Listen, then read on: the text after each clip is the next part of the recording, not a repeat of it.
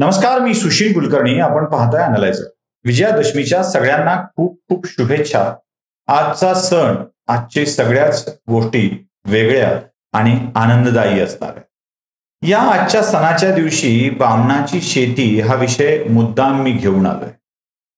बामणाची शेती म्हणजे बामणाच्याच कामाची नाही अशा अर्थाची म्हण आपण नेहमी वापरतो. कधीच ती उपयोगाला येत नाही.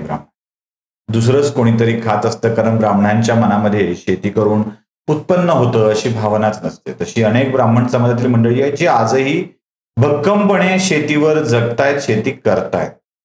मी या ब्राह्मणाच्या शेतीविषयीच तुम्हाला आज सांगायला आलोय. मंडळी, नगर पासून अगदी जवळ असलेलं पण बीड जिल्ह्यामध्ये असलेला भाग म्हणजे आष्टी तालुका. या आष्टी तालुक्यामध्ये काही ब्राह्मणांच्या शेती आहेत. तुम्हाला एलिझाबेथ एकादशी नावाचा चित्रपट माहित आहे? त्या एलिझाबेथ एकादशी चित्रपटातील नायिका मधुगंधा कुलकर्णी आणि परेश मोकाशी त्याचे दिग्दर्शक निर्माते यांची एक वादग्रस्त जमीन आहे. आणि ती जमीन मला वाटतं आष्टी जवळच्या वाळुंज या गावामध्ये आहे. देवी गव्हाण वाळुंज असा तो शिवार. ही फक्त यांचीच जमीन आहे असं नाहीये, तर या परिवाराचं आडनाव सहस्त्रबुद्धे सुद्धा आहे. काही ठिकाणी कुलकर्णी लावतात. वासुदेव बळवंत सहस्त्रबुद्धे, विश्राम वासुदेव सहस्त्रबुद्धे कुलकर्णी आणि नारायण कुलकर्णी यांच्यामध्ये या जमिनीच्या विषयी वाद आहे. वाद मोठा इंटरेस्टिंग आहे. म्हणजे गंमत अशी आहे की या सगळ्या परिवाराच्या नावावर एकूण जमीन होती 30 ते 35 एकर. यातली जवळपास 22-23 एकर जमीन एका तलावासाठी हे केलेली होती, संपादित केलेली. आता उरलेली जमीन नेमकी कोणाकोणाची, त्यात विभागणी कशी, याबाबतचे वाद प्रचंड मोठे आहेत. प्रचंड मोठे म्हणजे 1975 पासूनचे. बाबा आदम के जमाने से चला रहा है. खरंय, आपल्याकडं एखादी काकरी इकडे तिकडे झाली तर वाद करणारी माणसं आहेत. बाकी तर 3-4 एकर जमिनीचा वाद म्हणल्यावर तो किती पिढ्यान पिढ्या चालला पाहिजे. तुला ना मला गालकुत्र्याला अशी अवस्था झाली तरी हरकत नाही, पण वाद मात्र झाला पाहिजे. आम्ही 1-2 एकर साठी डोकी फोडायला, जीव द्यायला आणि जीव घ्यायला तयार असतो. त्याचं हे उत्तम उदाहरण. यांचा वाद चालू आहे. 1975 साली तालुका दंडाधिकाऱ्यांनी याबाबतचा निवाडा देऊन याची ताबा कुलकर्णी परिवाराच्याकडे दिलेला होता. त्यानंतर अगदी पुढे ही केस चालत चालत चालत चालत आली आणि 2021 मला वाटतं या काळामध्ये विभागीय आयुक्तांनी सुद्धा याबाबतचा निवाडा देऊन टाकला. आता कुलकर्णी परिवाराची ही जमीन, म्हणजे म्हणून मी बामणाची शेती म्हणालो. बामणाची शेती यासाठी म्हणालो की जमीन त्यांची, पण कसणारे दुसरेच. कारण कोण गावाकडं थांबून शेती करणार, कोणाला शक्य होतं शेती करणं, हे असले शब्द आपण नेहमी ऐकत असतो. मी या गोष्टीत एक बाब अभिमानानं सांगतो. माझे वडील, म्हणजे याविषयीचा व्हिडिओ स्वतंत्रपणे मी केलाय, माझे वडील आणि माझा भाऊ हे गावाकडे शेती करतात आणि शेतीवरच ते अगदी संपन्न अवस्थेत जगत आहेत. शेतकरी आहेत ते. माझा भाऊही शेतकरी आहे आणि वडीलही शेतकरी. पण आपल्याकडं सर्रास अशी पद्धत आहे की शेती करायची तर कोण करायची, कशी करायची, आणि त्यातून यांनी जमीन दुसऱ्याला कसायला दिलेली. बरं, कसायला दिली ते त्याच परिसरातील 2 मोठी माणसं. एक रघु पवार, रघुनाथ पवार त्याचं नाव, आणि दुसरे राहुल जगदाळे. आता मी हे सगळं सांगतोय ऊस माळ्याचा भांडण कोल्ह्याचं अशी अवस्था, हाल्या बिमार पखालीला इंजेक्शन अशी अवस्था, आग सोमेश्वरी बंब रामेश्वरी अशी अवस्था. आता ही कथा तुम्हाला सांगून झाली. वाद चालू आहे, जमीन कसायला दिली. आता आणखी एक कथा महाराष्ट्राच्या राजकारणात घडली, याला जोडून आहे. कथा अशी आहे की मध्यंतरी एका आदिवासी, दलित किंवा एका महिलेची नग्न धिंड काढण्यात आली अशा आशयाची बातमी प्रकाशित झाली. त्यावर विरोधी पक्षाच्या लोकांनी बऱ्यापैकी कोलाहल माजवला, गोंधळ माजवला आणि सांगितलं की हे महाराष्ट्राच्या, पुरोगामी महाराष्ट्राच्या राजकारणात योग्य नाही. ही धिंड काढताना स्वतः आमदाराची पत्नी त्यात सहभागी आहेत. त्यांच्यावरती कारवाई झाली पाहिजे, मग आमदारांच्या पत्नीवर अट्रॉसिटी अंतर्गत गुन्हा दाखल होतो, हे सगळं होतं.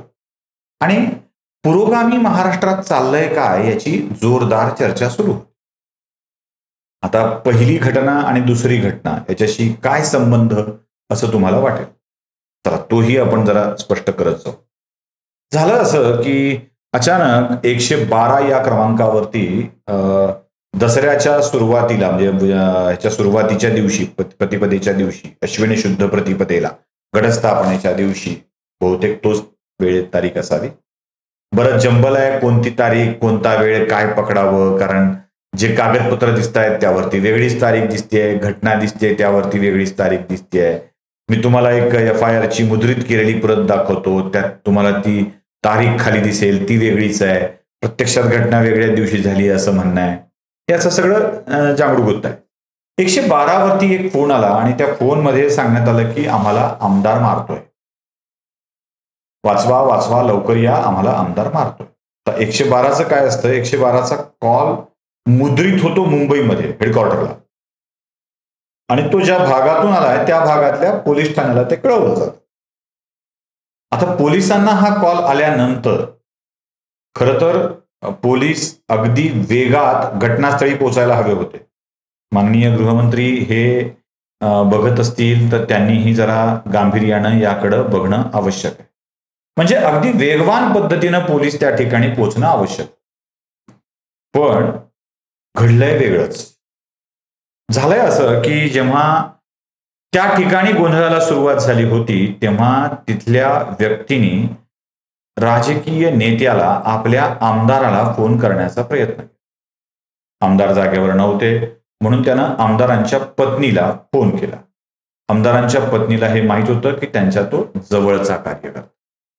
प्रकरण काय झालंय हे बघण्यासाठी आमदाराच्या पत्नी धावत धावत गाडी काढून तिथे जातात आणि जाण्याआधी आपल्या एका कार्यकर्त्याला पोलिसांना फोन करायला लावतात. फोन केल्यावरती पोलीस म्हणतात की गाडी नाही आहे, थोडासा वेळ लागेल.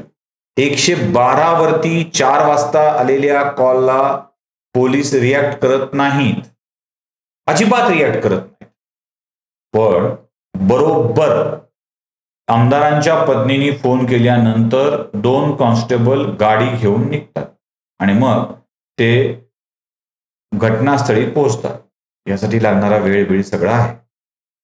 नंतर पुढे होतं काय की तिथे जो गोंधळ चाललेला असतो त्या गोंधळामध्ये आमदाराच्या पत्नी दाखल झाल्या म्हणून त्या सगळ्या प्रक्रियेत त्यांच्यावरती देखील अट्रॉसिटीचा गुन्हा दाखल होतो आणि त्या दलित महिलेची नग्न धिंड काढल्याचा आरोप देखील ठेवला जातो आणि मग त्यावरून राजकारण पेटतं. आता वेगवेगळ्या 3 घटना तुम्ही बघितल्या, याचं एकत्रीकरण करावं लागणार. या कुलकर्णी परिवाराची, सहस्त्रबुद्धे परिवाराची जी जमीन तुम्हाला सांगितली ती जमीन कसायला दिलेली आहे ती रघुनाथ पवार या व्यक्तीकडे, त्याच्याशी संबंधित आहेत राहुल जगदाळे. आता रघुनाथ पवार आणि राहुल जगदाळे यांच्यावरती पण हा गुन्हा दाखल आहे. यातला रघुनाथ पवार मुख्य व्यक्ती. रघुनाथ पवारनी या बामणाच्या शेतीमध्ये मका पेरलेली आहे, बटईने घेतल्यामुळं मका पेरलेली आहे. आणि रघुनाथ पवारला कळलं की एके दिवशी आपल्या शेतातील मका काही लोक घेऊन जातात. आता ही घेऊन जाणारी मंडळी त्या भागातील पारधी, विल्ल या समाजाची. पारधी माझी मका घेऊन जात आहेत अशी तक्रार रघुनाथ पवार यांनी आष्टी पोलीस ठाण्याकडे केली. पण जाऊ द्या, आपण पुन्हा करूया, यात काहीतरी तक्रार करून दाखल करूया, पुन्हा तपास करूया असं पोलिसांनी जरा समजुतीचं धोरण स्वीकारलं. आता रघुनाथ पवारला आपण पेरलेलं पीक घेऊन जात आहेत हे सहन झालं नाही आणि त्यांनी आमदाराला फोन केला. आमदार त्यावेळी शहराच्या मतदारसंघाच्या बाहेर.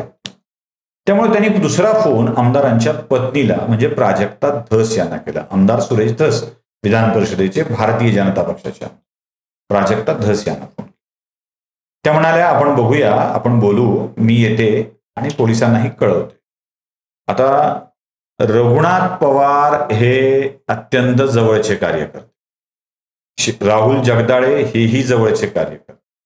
आपल्या कार्यकर्त्याच्या सोबत काहीतरी अडचण झाली आहे म्हणून प्राजक्ता धस आपली गाडी काढून तिकडे धावल्या आणि त्याच्या आधी त्यांनी पोलिसांना फोन करून सोबत पोलीस येतील याची व्यवस्था केली. आता जमीन कुलकर्णी सहस्त्रबुद्धे यांची, पेरायला दिली आहे, वहितीला दिली आहे वटईने रघुनाथ पवार यांच्याकडं. या दोघांच्या मध्ये मध्यस्थी आहे, वाद आहे आणि तो वाद चालू आहे तो दलित समुदायाच्या सोबत. कारण दलित समुदायाला कसण्यासाठी ही जमीन हवी. आता हा वाद न्यायालयीन पातळीवर चालू असताना मी पेरलेली, म्हणजे त्यांचं म्हणणं असं आहे की माझ्या शेतातली मका मी घेऊन जातोय, कोण पेरली माहित नाही, शेत माझं आहे, त्यात आलेली मका आहे ती मी घेऊन जाणार. रघुनाथ पवारचं म्हणणं असं आहे की शेत कुलकर्णी सहस्त्रबुद्धेंचं आहे, वहितीला माझ्याकडे आहे, मका मी पेरली आहे, मका माझी आहे, ती मी घेऊन नाही जाऊ देणार. हा जमिनीचा वाद आहे आणि जमिनीच्या वादामध्ये आपल्या कार्यकर्त्याच्या बाजूनी तिथे प्राजक्ता धस गेले. आता यातला कुलकर्णी परिवार तर अजून वेगळाच. तो कुठे संभाजीनगरला राहतो, तो कुठे मुंबईत राहतो, तो अजून कुठे राहतो, तो अजून कुठे राहतो, हा तो प्रकार अजून वेगळाच. त्यांचं बिचाराचं काही अजून याच्याशी संबंधच आहेत.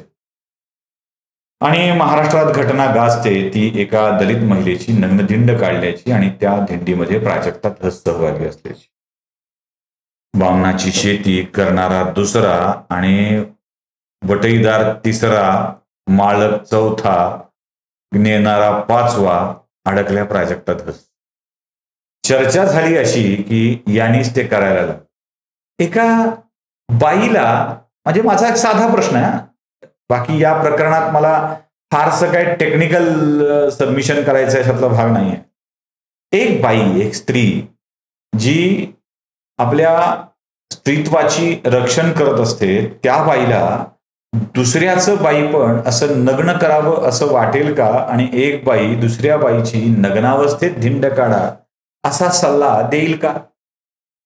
म्हणजे राजकारणात जर करायचं आहे तर असं अडकविण्याचं, फसविण्याचं, गुंतविण्याचं राजकारण कशा स्वरूपात कशासाठी केलं जातं, म्हणजे याचं कारणच काय कळलं नाही.